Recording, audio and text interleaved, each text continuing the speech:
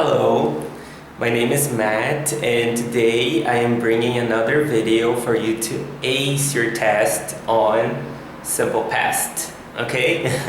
Vamos falar sobre, hoje a gente está continuando o passado simples, Simple Past, e eu queria focar, a gente vai começar a falar sobre WH questions, né? As perguntas com WH, lembra? Só que a gente vai focar no who hoje, porque ele é super importante, ele é um pouquinho diferente, tudo bem? Vamos só fazer uma revisãozinha, né? Se você tiver dúvidas, assiste os vídeos que eu falo sobre essas matérias, fica mais claro, tá? Bom, quando a gente fala sobre pergunta, a gente pode estar falando sobre perguntas que você responde com sim ou não, yes or no questions. Como que você forma essas perguntas? Lembra? Eu já falei sobre isso. Se você tem verbo to be, né? Verbo to be. Como que é o to be no passado? Was e were. A gente já falou sobre isso. O verbo can no passado, could. Esses verbos são auxiliares, né? Para você transformar a frase em pergunta, você desloca o verbo para o início da frase, certo? Por exemplo, olha, eu coloquei aqui, ó, you were happy. Você era feliz, né? Ou você estava feliz. Se eu quero perguntar, were you happy? Tá? Então é super simples fazer isso daqui, né? É só deslocar, tá? Se é verbo auxiliar, tá? A gente já viu isso. Ok. Next. Vamos lá. Se eu tenho verbo simples, que são a maioria dos verbos em inglês, tá? O que você faz? Você coloca o did no começo, né? E volta o verbo para a forma básica, independente da pessoa. No passado todo mundo é igual, lembra? Então, he played soccer last weekend, ok? He played soccer. Ele jogou futebol final de semana passado.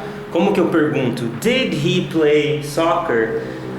Gente, a resposta é sim ou não. Por quê? Essas perguntas são mais simples. Você está pegando uma frase e transformando em uma pergunta, e essa pergunta pode ser respondida com sim ou não, tá? Super simples, tá? Então, como que eu faço com verbos auxiliares e com verbos simples? Só que no dia a dia a gente faz perguntas como, por exemplo, essas daqui, né? Que usa essas palavras aqui. WH questions. Como foi seu dia? Qual é seu nome? Quando?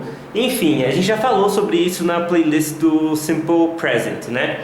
Essas perguntas são um pouquinho mais complexas, tá? Então por isso que eu quebro em vários vídeos para vocês entenderem, tá? Como que forma uma pergunta com WH question? Lembrando que a resposta pode ser, né, bem elaborada. Isso aqui é geralmente, tá, gente? Toma cuidado com isso, porque eu tô falando no aspecto geral, tá? Isso pode acontecer de ter alguns detalhes, isso, por exemplo, que eu vou explicar hoje, é sobre um detalhe, tá? Ó, o que acontece? Primeiramente, você vai começar a pergunta já com WH word, a palavra interrogativa, tá? E depois, se você está falando de um verbo simples, você coloca o did, né? Se você está falando de um verbo auxiliar, ele vem depois aqui, ó, was, were ou could, né? O verbo to be ou can no passado. Tudo bem? Então, uma revisão. Ó, um outro exemplo aqui, vamos lá. Essa frase aqui tem verbo to be, ó. Onde você estava, quando, enfim. Eu coloquei um time marker aqui, né? Mas não é importante. Aqui que é importante, ó. Onde você estava, em inglês, começa com a palavra interrogativa. A palavra interrogativa é onde, né? Quero saber onde. Logo depois vem o verbo to be, porque ele é um verbo auxiliar. Se eu estivesse falando de uma frase que tem um verbo simples, por exemplo, comprar. Onde você comprou, né? O que acontece? A palavra interrogativa inicia, tá? E logo depois tem o did, porque a gente está falando de um verbo simples. Isso geralmente acontece. Por quê? A gente vai falar sobre agora who, ok? Vamos lá, é uma exceção à regra. Antes da gente começar, vamos entender aqui, ó. Uma frase, tá? Uma oração, ela pode ser formada pelo sujeito, verbo e objeto. O que são essas coisas? Oh my gosh! Sujeito é quem está praticando a ação da frase, tá? E objeto é quem está recebendo essa ação. Por exemplo, ó, eles quebraram a janela. Quem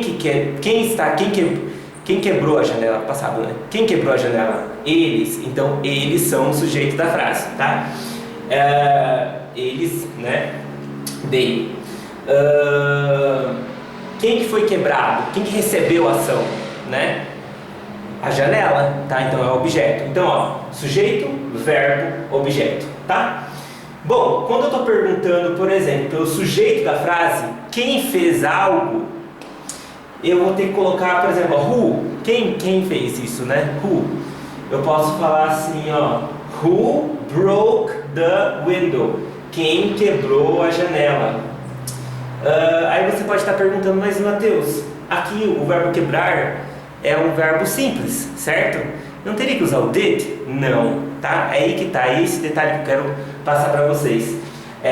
Quando você está perguntando pelo sujeito da frase, você está usando a palavra interrogativa quem fez isso, tá? Quem que fez a ação, né? Eu tenho que colocar who direto a frase com o verbo no passado. Ó, who broke the window?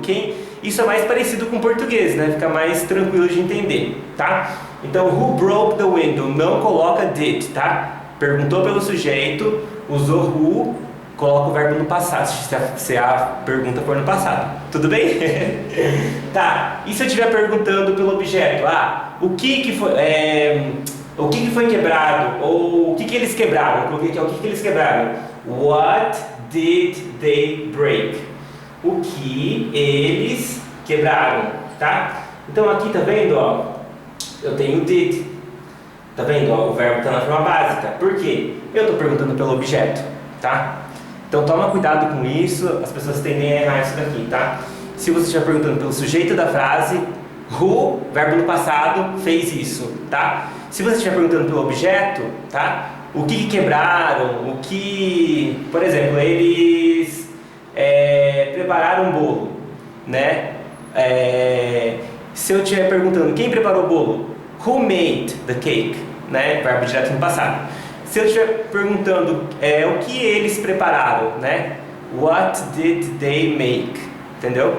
Então eu estou perguntando pelo objeto, ok? Tudo bem? Espero que tenha ficado claro, tá? Qualquer dúvida, comentem. Ó, beijo, bye!